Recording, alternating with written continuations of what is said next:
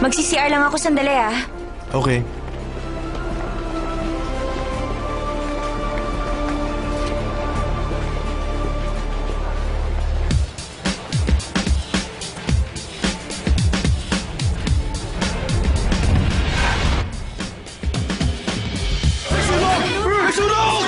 Grabe ka!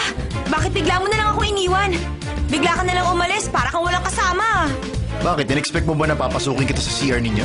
Congressman, nahati ko na sa 5 accounts. Yung 2 billion. Emergency funds yun. Pwede nyo na hong gamitin. Mabuti naman. Tatawagan ko ngayon si Vice President para ma-promote ka na. Maraming salamat. Iba talaga pag gumagana ang kapangyarihan ng pera. Nababaliwala kahit sinong gustong gumawa ng kabutihan.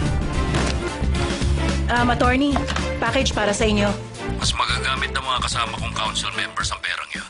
Wala namang gagamit ng tax money na yun kaya pakinabangan na lang. Kunin mo lang yung perang para sa mga bata at matatandang walang alam.